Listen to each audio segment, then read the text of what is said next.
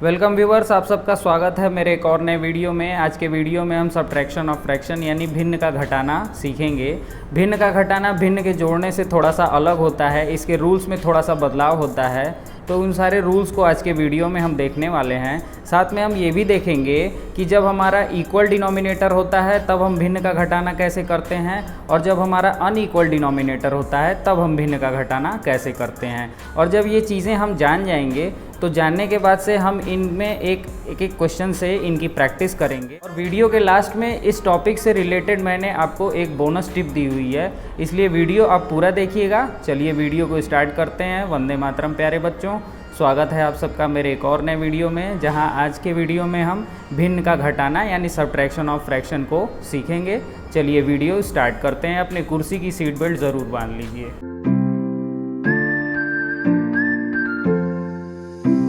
Video start करने से पहले मैं आपको ये बता दूं कि भिन्न की बेसिक चीज़ें सब हम लोग पढ़ चुके हैं। भिन्न, बड़ी भिन्न को कैसे पहचानते हैं, छोटी भिन्न को कैसे पहचानते हैं, और भिन्नों को आरोही और अवरोही क्रम में कैसे लिखते हैं, इन सब की वीडियोस मैंने बना रखी है। अगर आपने वो वीडियोस नहीं देखी हैं तो उन वीडियोस का लिंक मैं डिस्क्रिप्शन बॉक्स में दे दूंगा, वहाँ से जो है आप जाके उन वीडियोस को अच्छे से देख लीजिएगा। आइए अब हम आज का मेन टॉपिक स्टार्ट करते हैं। तो सब्ट्रैक्शन ऑफ फ्रैक्शन जो है वो हम दो तरीके से पढ़ेंगे। पहला है इक्वल डिनोमिनेटर, यानी कोई ऐसी भिन्न यानी फ्रैक्शन मिले जिसमें हमारे डिनोमिनेटर सेम हो, तब हम जो है कैसे घटाने का काम करते हैं। जैसे यहाँ क्वेश्चन में देखिए 8/9 लिखा हुआ है, 5/9 लिखा हुआ है। अगर आपको न्यूमरेटर और डिनोमिनेटर के नाम में कन्फ्यूजन हो रहा है तो आप ऊपर और नीचे वाली संख्या से भी अच्छे से इसको समझ सकते हैं। ये जो बीच वाली लाइन है, इसके ऊपर एक संख्या लिखी हुई है और इसके नीचे वाली संख्या लिखी हुई है, तो आप चाहें तो ऊपर और नीचे वाली संख्या से भी जो है इस चीज़ को समझ सकते हैं।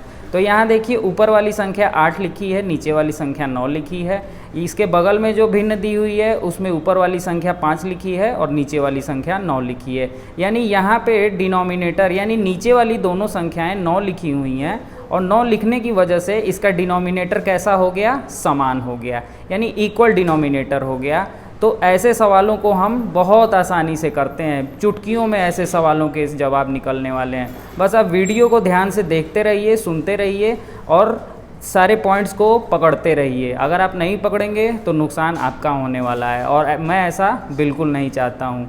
तो चलिए देखिए, जब ऐसा क्वेश्चन मिलता है जिसमें डिनोमिनेटर दोनों का सेम हो जाता है, तो ऐसी स्थिति में हम सबसे पहले बड़ी वाली लाइन खींचते हैं, और डिनोमिनेटर हमारा सेम हो चुका है इसलिए जो है हम इसी नंबर को उतार देते हैं। और उतारने के बाद से यहाँ जो नंबर लिखा हुआ है उसको हम पहले लिख लेते हैं, और जो बाद वाला नंबर लिखा हुआ है उसको हम बाद में लिखते हैं, और इनके बीच में जो साइन लिखा हुआ है वही साइन हम उतार देते हैं। और उतारने के बाद से अब हम माइनस करने का काम करेंगे। तो 8 में से 5 हमने माइनस किया तो 3 बचा, हम यहाँ 3 लिख लेते हैं, फिर अपॉन का साइन बना लेते हैं और फिर 9 लिख लेते हैं। अब यहाँ देखिए, मैंने आपको बताया था कि कोशिश ये रहती है ऐसे फ्रैक्शन वाले सवालों में कि आंसर हमेशा लोवेस्ट टर्म में आए, यानी सबसे छोटे से छोटे पद के रूप में ऐसे क्वेश्चन के आंसर निकलें। तो हम यहाँ देख रहे हैं कि 3 और 9 ये दोनों ऐसी संख्याएं हैं जो आपस में 3 से कट सकती हैं, तो हम जो है इनको आसानी से काट देते हैं। और 3 से जब हम इसको डिवाइड करेंगे तो 1 टाइम्स में जाएगा, और 3 से जब इसको हम डिवाइड करेंगे तो 3 टाइम्स में जाएगा। अब हम 1 को ऊपर लिख लेते हैं, बीच में ये लाइन खींच देते हैं, और 3 को यहाँ नीचे लिख लेते हैं। और इस तरीके से ये जो फ्रैक्शन यानी भिन्न हमें मिल रही है, यही इस क्वेश्चन का आंसर हुआ। आइए अब दूसरे क्वेश्चन से इसकी प्रैक्टिस करते हैं। यहाँ पे दिया हुआ है ऊपर वाली संख्या 10 है, नीचे वाली 13 है, ऊपर वाली 6 है, नीचे वाली 13 है, ठीक है। तो यानी 13 जो है दोनों में हमारा डिनोमिनेटर में नंबर है, तो हम सबसे पहले 13 यहाँ लिख देते हैं। एकदम सरल और आसान भाषा में आपको ये मैं चीज़ें बताता जा रहा हूँ, आप बस पॉइंट्स पकड़ते जाइए। आपको ऐसे सवाल करने में बहुत कम टाइम लगने वाला है, मेरा यकीन करिए। चलिए यहाँ देखिए 13 लिख दिया है हमने। अब ये 10 लिखा हुआ है तो इस 10 को हम पहले उतार लेते हैं, बाद में 6 लिखा हुआ है, 6 को उतार लेते हैं और यहाँ माइनस का साइन लगा देते हैं।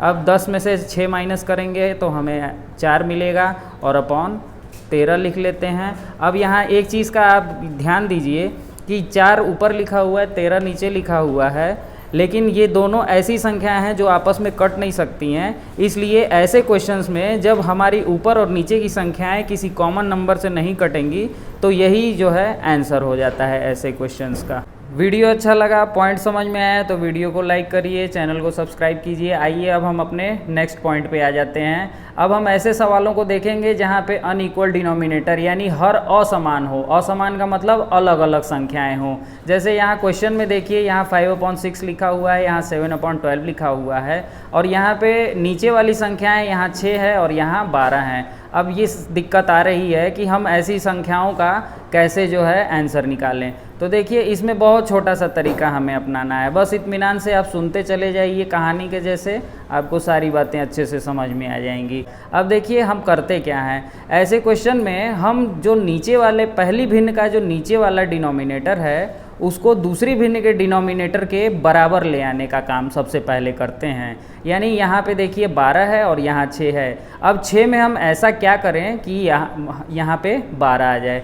तो देखिए सबसे पहले हम क्या करते हैं कि इस सवाल को ऐसे ही उतार लेते हैं, तब हम बारी बारी से इस चीज़ को समझने की कोशिश करेंगे। अब देखिए यहाँ पे 6 है और यहाँ 12 करना है, तो इस 6 को 12 करने के लिए हमें पता है कि अगर हम इस 6 को 2 से मल्टीप्लाई कर दें तो हमें जो है वो 12 मिल जाएगा। और जिस अंक से हम यहाँ नीचे वाली संख्या में गुणा करते हैं उसी अंक से हम ऊपर वाले संख्या में भी गुणा करते हैं। यानी इस फ्रैक्शन को हम ऐसे ही लिख लेते हैं और इसका हम ऊपर और नीचे 2 और 2 से मल्टीप्लाई कर देते हैं और उसके बाद से इस चीज़ को हम उतार देते हैं। अब आप इस बात को बहुत ध्यान से देखिएगा, अगर आप नहीं देखेंगे तो आपका जो है पॉइंट मिस हो जाएगा, फिर आप मुझे मत कहिएगा कि सर बात समझ में नहीं आई।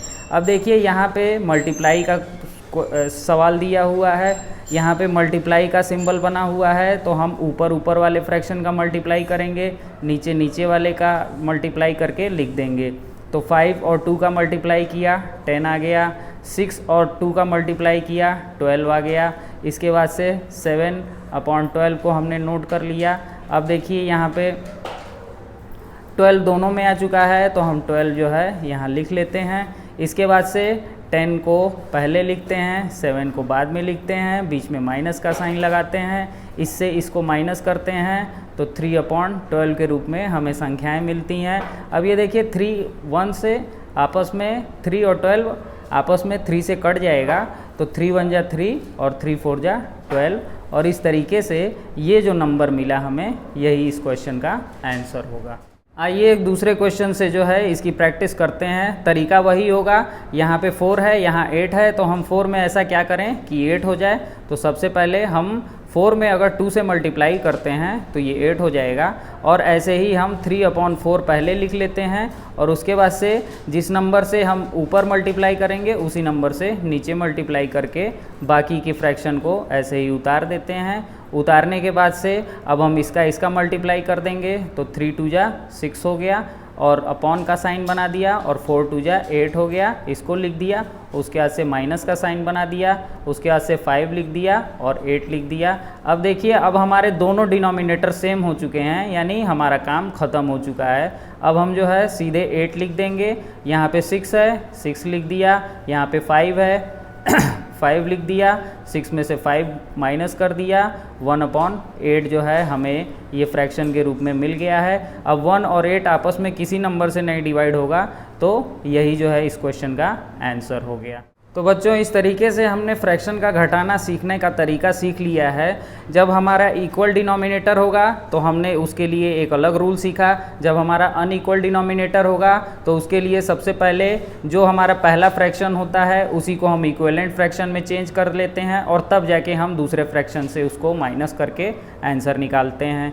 ठीक है, ये दोनों तरीके आपको अच्छे से समझ में आ चुके होंगे। अब बोनस टिप की बात ये है कि जब भी आपको फ्रैक्शन में घटाने का सवाल दिया जाता है तो आप ये मान के चलिए कि जो पहली फ्रैक्शन दी हुई रहती है हमेशा उसमें ऐसे नंबर दिए जाते हैं जिससे दूसरी फ्रैक्शन आसानी से जो है इक्विवेलेंट फ्रैक्शन में चेंज हो सकी। मेरे कहने का मतलब ये है कि पहले फ्रैक्शन के डिनोमिनेटर और दूसरे फ्रैक्शन के डिनोमिनेटर के में ऐसे अंक हमेशा दिए जाते हैं जिससे वो दोनों इक्विवेलेंट फ्रैक्शन में आसानी से चेंज हो सके। अब मेरी इस बात को आप हमेशा याद रखिएगा और अपनी बुक से क्वेश्चंस को करके अपनी प्रैक्टिस को तेज करिए और जल्दी से जल्दी ऐसे क्वेश्चंस के एक्सपर्ट बन जाइए, तभी तो आप बाहुबली कहलाने वाले हैं। ठीक है, तो आज की वीडियो को यहीं ख़त्म करते हैं। वीडियो पसंद आया है तो वीडियो को लाइक और चैनल को सब्सक्राइब करना बिल्कुल ना भूलिएगा, ताकि ऐसे ही और नए नए वीडियोस आप तक जल्दी से जल्दी पहुँचे।